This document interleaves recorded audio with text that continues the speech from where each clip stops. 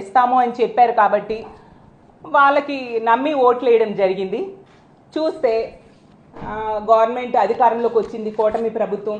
చంద్రబాబు నాయుడు గారు ముఖ్యమంత్రిగా, పవన్ కళ్యాణ్ గారు ఉప ముఖ్యమంత్రిగా ప్రమాణ స్వీకారాలు అయ్యాయి, మంత్రులు ప్రమాణ స్వీకారం అయ్యింది, దగ్గర నెల కావస్తూ ఉంది. ఈ పరిస్థితిలో ఈ మహిళల కోసం ఇచ్చిన హామీలు అమలుకు ఎంతవరకు శ్రీకారం చుట్టలేదు.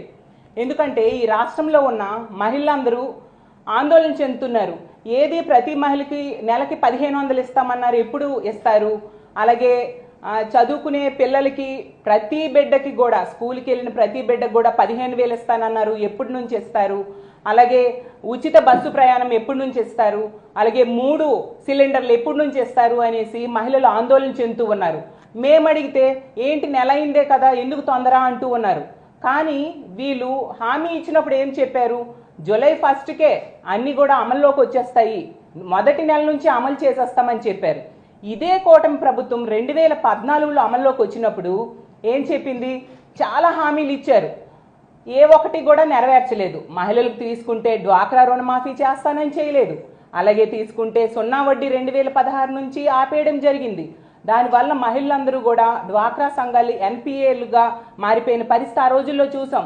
ఆడబిడ్డ పుడితే 25,000 రూపాయలు ఇస్తానని చెప్పి ఇవ్వని పరిస్థితి. అలాగే సొంత ఇంటి కళ ఆడపిల్లలకి, ఆడవాళ్ళకి నెరవేరుస్తానని ఆ రోజు చంద్రబాబు నాయుడు గారు చెప్పి నెరవేర్చలేదు, మనం చూసాం. అలాగే రైతులకి రైతు రుణమాఫీ చేస్తానని నెరవేర్చలేదు. అప్పుడు ఇలాగా హామీలు అమలు చేయకుండా మోసం చేశారు. ఇప్పుడు చూస్తే నెల కావస్తుంది. ఒకవేళ అమలు చేద్దాం అనుకుంటే దానికి ఏం చేయాలి గవర్నమెంట్?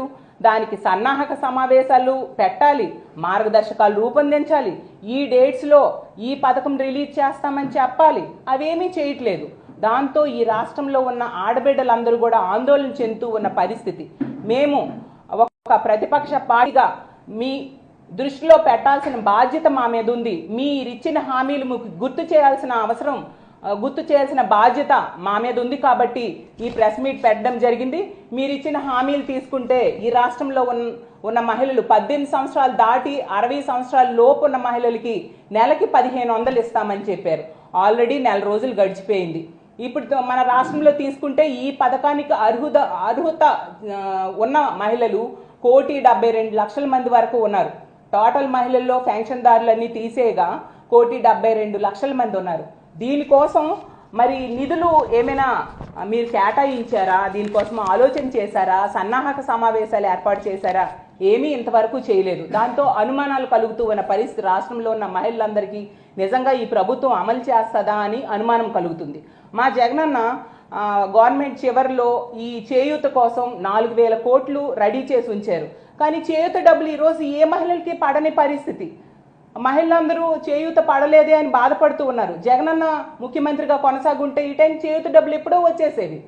కాబట్టి ఈ రాష్ట్ర ప్రభుత్వాన్ని, ముఖ్యమంత్రి అయిన చంద్రబాబు నాయుడు గారిని, ఉప ముఖ్యమంత్రి అయిన పవన్ కళ్యాణ్ గారిని, మిగతా మంత్రుల్ని కోరుకునేది ఏంటంటే మీరు అర్జెంటుగా ఆ నెలకి 1500 రూపాయలు అనేది విడుదల చేయండి, మహిళలను ఆదుకోండి. అలాగే తీసుకుంటే ఈ చేయూత డబ్బులు కూడా జగనన్న ఆల్రెడీ డబ్బులు సమకూర్చి పెట్టిన చేయూత డబ్బులను కూడా మీరు వెంటనే మహిళల అకౌంట్లో వేయండి అని కోరుతున్నాము. అలాగే తీసుకుంటే మా ప్రభుత్వంలో అమ్మఒడి అనే పథకాన్ని ప్రతి మహిళ అంటే బిడ్డలకి స్కూల్కి పంపే మహిళలకి 15,000 రూపాయలు ప్రతి సంవత్సరం టెన్షన్గా 2019-20 సంవత్సరం నుంచి కూడా జగనన్న ఇస్తూ వచ్చారు. 25,800 కోట్ల రూపాయలు 44.5 లక్షల మంది మహిళలకి టెన్షన్గా ఇచ్చిన మాట ప్రకారం జగనన్న ఇవ్వడం జరిగింది.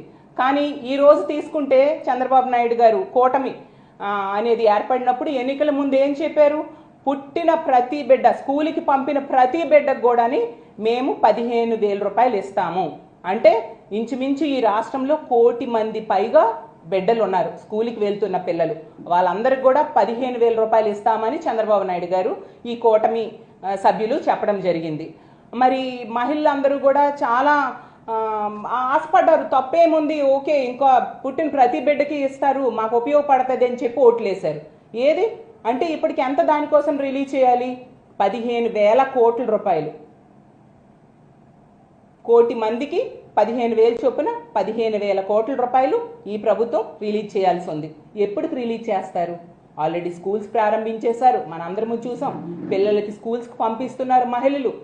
ఫీజులు కట్టడానికి ప్రైవేట్ స్కూల్స్ కూడా కొందరు మహిళలు పంపిస్తున్నారు. స్కూల్లో పిల్లలకి ఫీజు కట్టమని వాళ్ళు అడుగుతూ ఉన్నారు.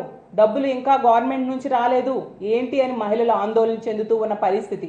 ఈ టైంకి జగనన్న కనుక మళ్ళీ అధికారంలో వస్తే ఖచ్చితంగా జూన్లోనే ఆ డబ్బులు వేసేసేవారు.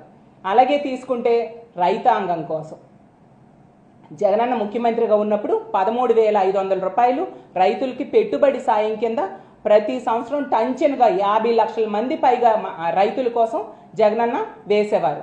ఈరోజు చంద్రబాబు నాయుడు గారు కూటమి హామీల్లో ఏమి ఇచ్చారు? ప్రతి సంవత్సరం 20,000 రూపాయలు ఇస్తానని చెప్పారు. చాలా సంతోషం, రైతులకు చాలా ఉపయోగపడుతుంది కావాలి అని రైతులందరూ నమ్మి ఓట్లేశారు. అందులో ఎంతోమంది మహిళా రైతులు కూడా ఉన్నారు. చూసేసరికి ఆల్రెడీ ఖరీఫ్ ప్రారంభమైపోయింది. రైతులకేమో పెట్టుబడి సాయం లేని పరిస్థితి.